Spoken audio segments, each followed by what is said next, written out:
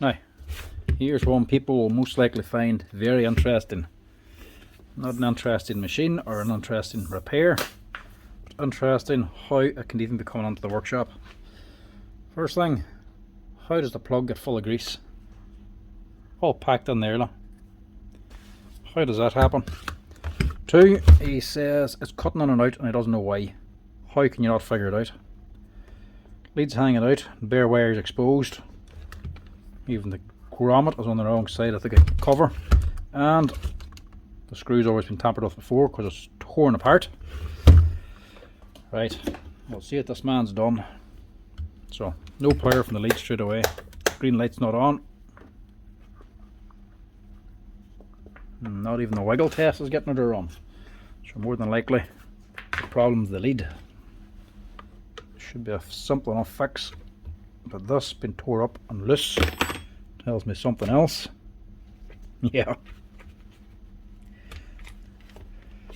I was never going to run anyway. It's not going to run when the brush is sitting on top of the spring. So that ain't even making contact. Somebody's been tampering with it. And I've put the brushes back in wrong. And somehow pulled the lead out of there as well. And swap the brushes around. This one's meant to be this side and this one's that side. Now, it's amazing what some people will do and then not understand what the problem is. Now, this could have a little bit of an oil leak as well because it's a wee bit greasy here, or I can do it the way it's stored because the plug is actually full of grease too, so we'll not worry too much about that. For now, we'll just get it up and running.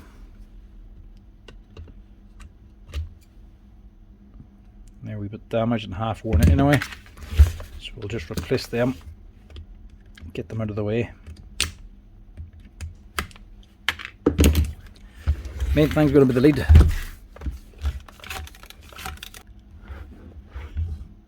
And I think the lead might have something to do with it. Look at that. My wire's just basically connected by 5 threads. Right. Start with the silly stuff first.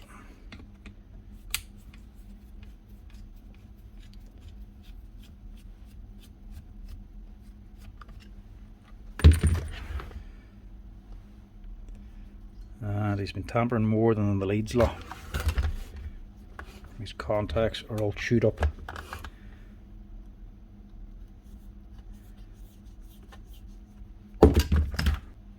So these here were all bent and chewed up. So he's messed around with these here and put different screws on, and now they're all crooked. Them contacts here for the lead are actually part of the controller all the way up in here. So to replace the contacts, you have to replace the controller, which costs about 80 or 90 euro. So you want to not mess that up when you're changing the lead. But as soon as he has screws on here ready, they should still do the job, I would imagine.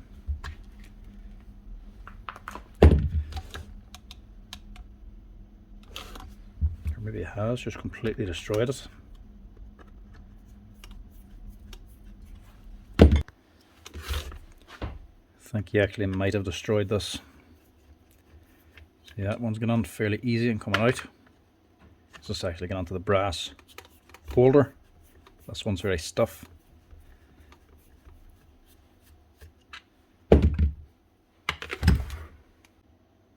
Don't know if it's going to work.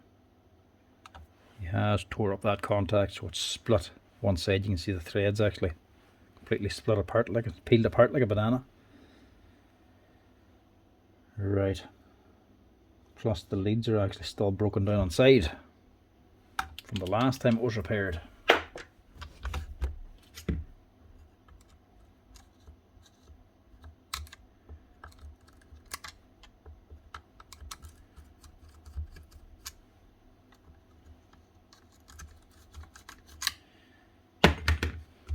Right, we'll see if this will work to begin with.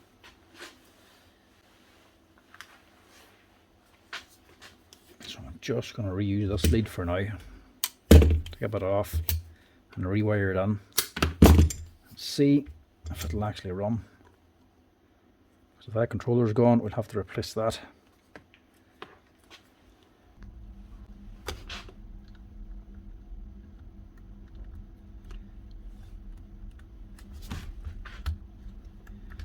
Yeah, they go on and on.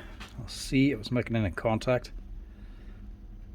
And if it runs, we'll keep this repair simple, because I would rather not get complicated, because it could have other problems. Plus I want to run it anyway to see what it's actually running like. Till I know the gears could be stripped out of this thing.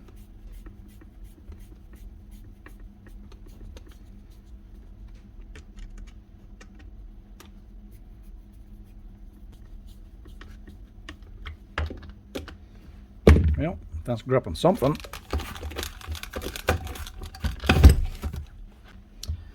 We'll see if we have light when I plug her in. How can that be trying to start?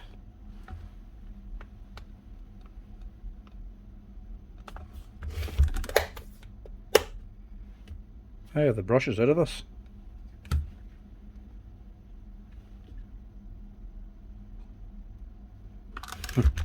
There's why. They've messed up the wiring for the field as well. So this is meant to go across the armature or something first. Whenever I pull that switch, it's actually just energizing the field on its own. It's meant to energize the field and then through the armature, then back through the field again. So they're energized both together, so it runs. If you plug the field into here and you switch it on, just energize the field. That'll just become like a little radiator, start getting hotter and hotter. So it shouldn't try to start up now. Here we go. Green light. Right. Did he run it the way it was? That's the way I want to test it first, because this could be completely burnt out now. I could reuse the old brushes here, but might as well try new ones to give it a proper test.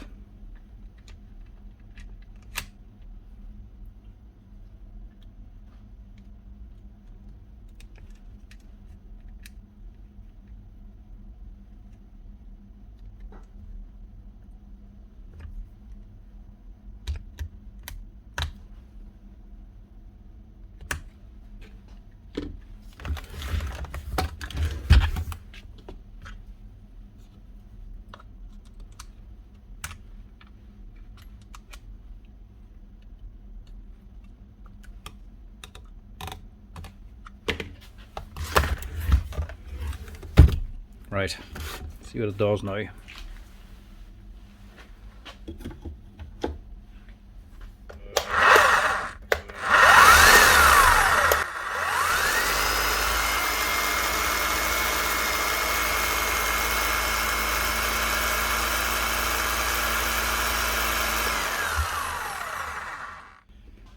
Right, damage done. Armature is on its way out. I was going to say just leave them brushes on, but there's not much point of us running like that. Best thing to do there is just leave it running, keep this lead, leave the original brushes on there, get a cheap repair done, leave it running for him. You can run it on until he kills it. There's not much point in putting new parts onto it when it's going to be failing shortly anyway. It could run a week, it could run a month, I don't know. When it does eventually fail, it'll be a new motor, and at the state of this thing, I wouldn't say that it'll be worth it. Plus sometimes the spark can be coming from the new brushes because the old one have bed in differently. See the way it's angled, and sometimes they just run better with the worn brushes compared to a new one. The new ones will eventually bed in, and the sparking will eventually stop somewhat. Sometimes they just run better than the old ones, full stop.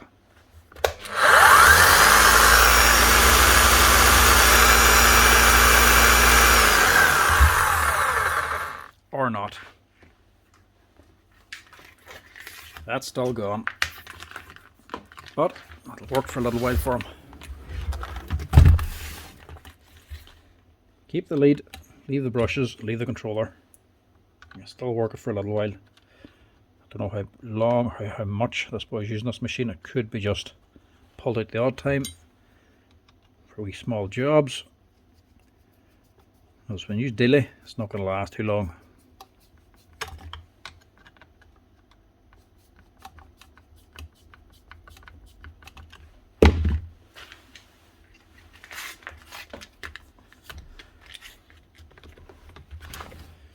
It just goes to show the way these machines can sometimes come on. Boys can do a complete hack job on them and then wonder why they don't work.